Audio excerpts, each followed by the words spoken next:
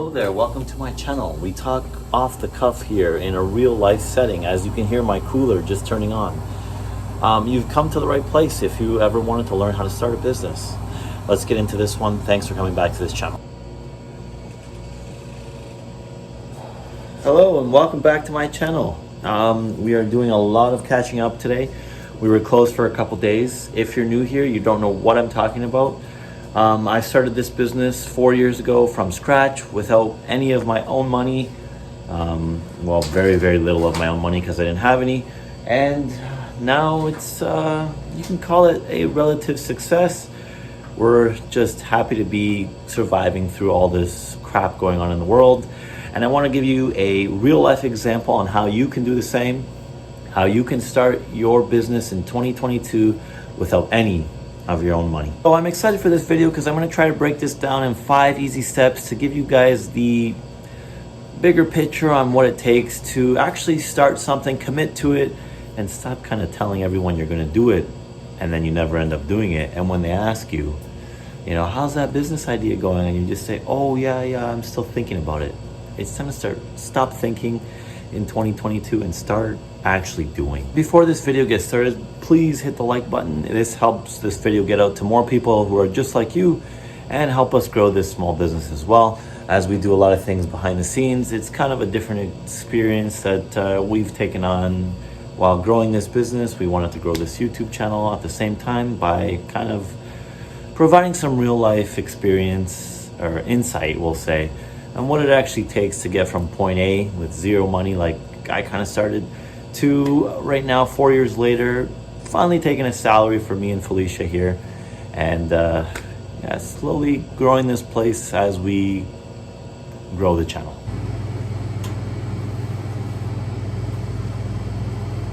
So step number one, and the most important step, and this could be something you will be stuck on for many, many years unless you just finally get over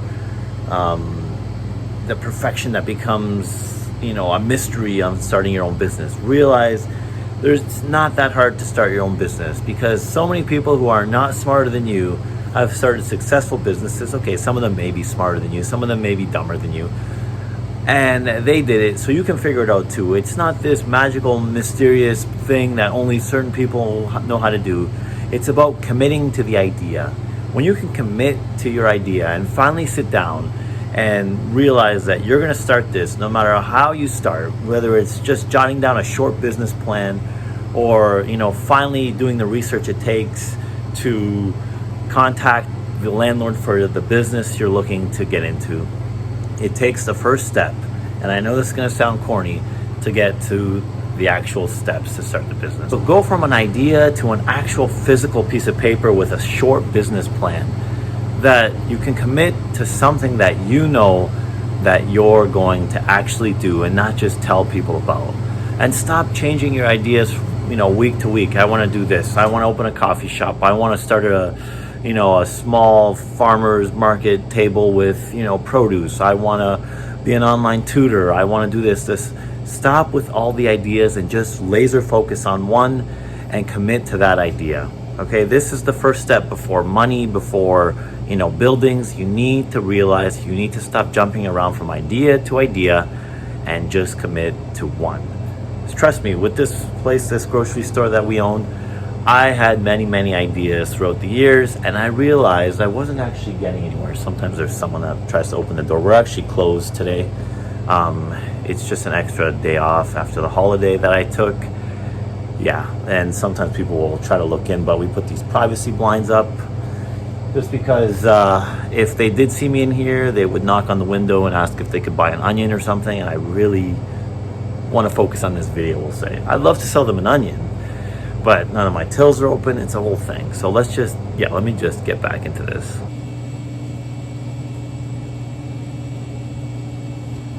Okay.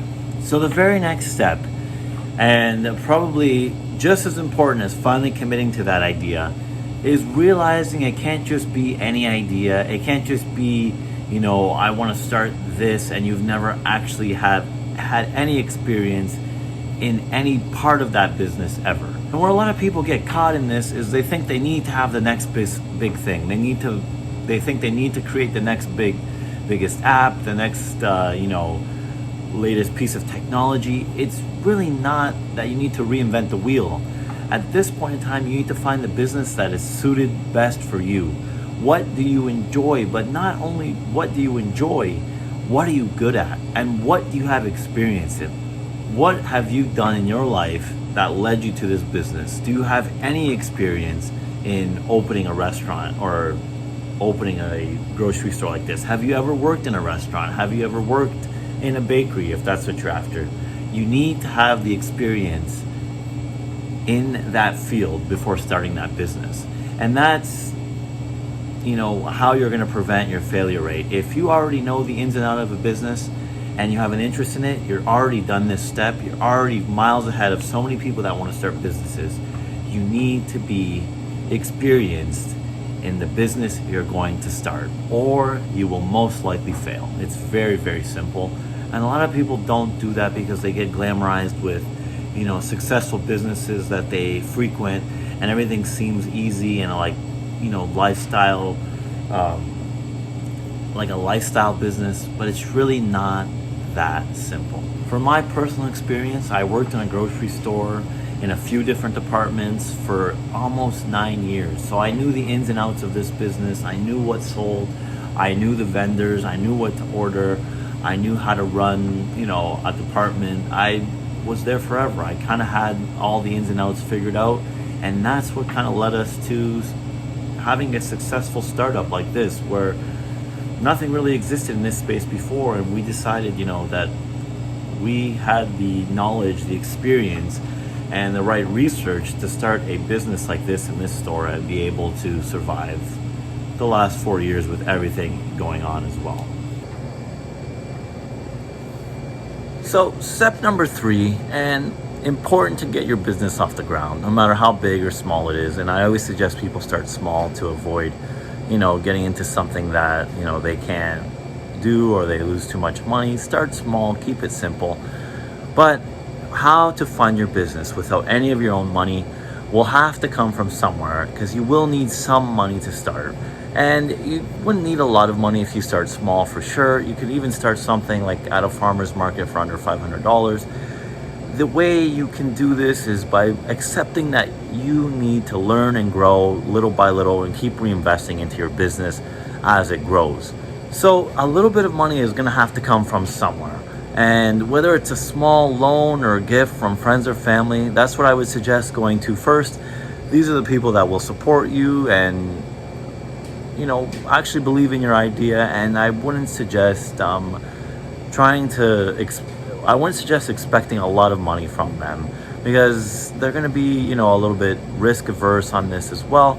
But accept that you need to start from the bottom and grow. So many people want to start up here, but they don't want to go from here to here. They just want to skip all that and just go to the top almost.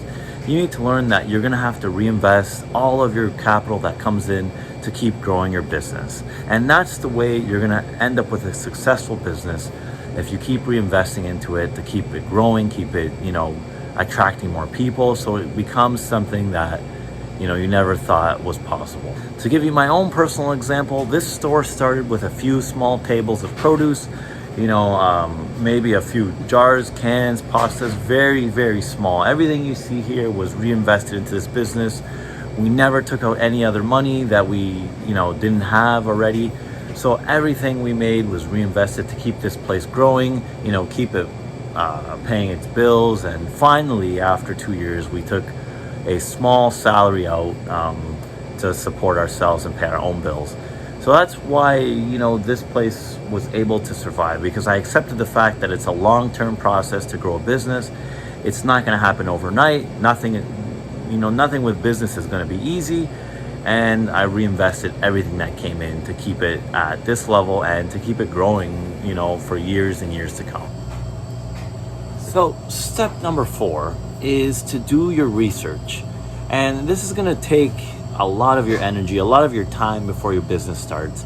And really, probably what you should do before you invest any money, before you sign anything, before you get into leases, is do the research on your business. What licenses do you need? What people do you need to contact in your city to get your health regulations in order? What's it going to cost on an estimated monthly budget to run this place? How long will it take for you to make some money actually to support yourself? This all kind of encapsulates what you do on a short business plan. And to me, a business plan can kind of be done in 1 to 2 pages. I would say if you kept it concise, kind of kept where you're going with this business is in the next 2 to 3 years. It's very hard to predict, so I don't really like going any further than that. But just to kind of give you an idea on where you're going to be and how you're going to get there will give you a vision on what this business can actually do for you and how much time and sacrifice it's going to need from you personally to keep it running. Research your business, if it's a growing trend, if it's a fad, if it's what people need. You really want to see if you're getting into something that is on a dying, like on a downslope, it's dying a slow death. Whatever it may be, do the research that will reduce your failure as much as possible. So for us, I did the research in this neighborhood that they needed a grocery store because there was nothing around in this plaza. The plaza is very busy, the parking was there. I did research from top to bottom on this place. The neighborhood was pretty affluent. We knew that we couldn't compete on pricing, but there wasn't much around us to compete on pricing. We went more on the high-end convenience side of grocery, as opposed to fighting the big box stores on pricing. And that's kind of where we found our niche and where we found our angle to stay in business this long.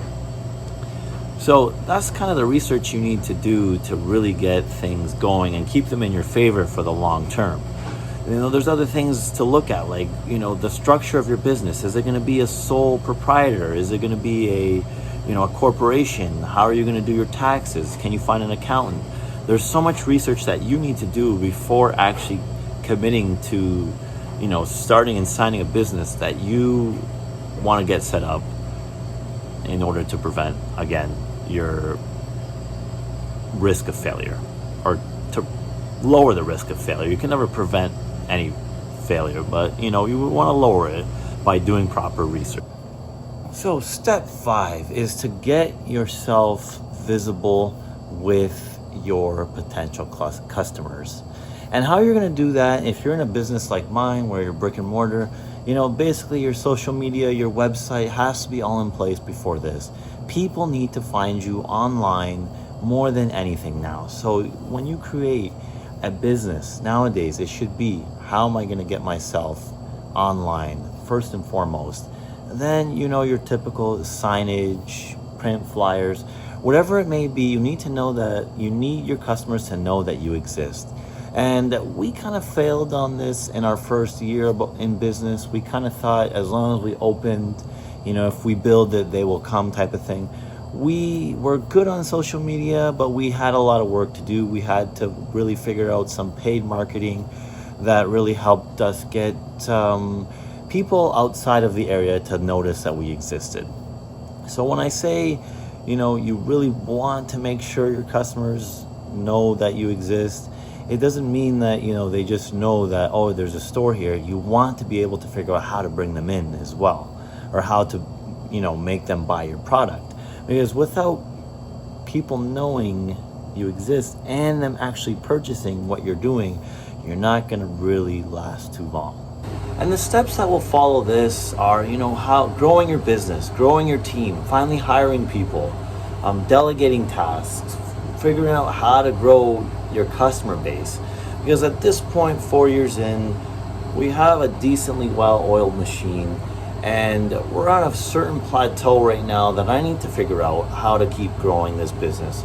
Whether it's investing into another location or, making this one, a little bit more appealing, whether it's changing our lighting or adding more coolers and products, whatever it may be, I need to figure out now how to grow my business and how to grow a team and everything else. So we're still, the way business works is it never truly ends. The sky is the limit for your potential, and that's why we really, really love entrepreneurship.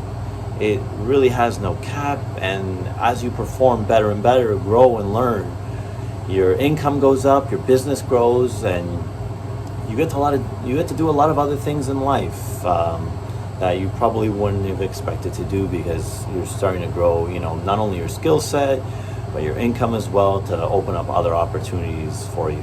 I'm gonna end this video here, guys. Thank you for making it this far. If you have, please subscribe. Please comment your thoughts down below. We love reading, commenting, and we really do appreciate all your thoughts. Have a great day. Hope you enjoyed your holiday. I'm gonna get back to sorting through my inventory and getting my life in order here. So thank you and goodbye.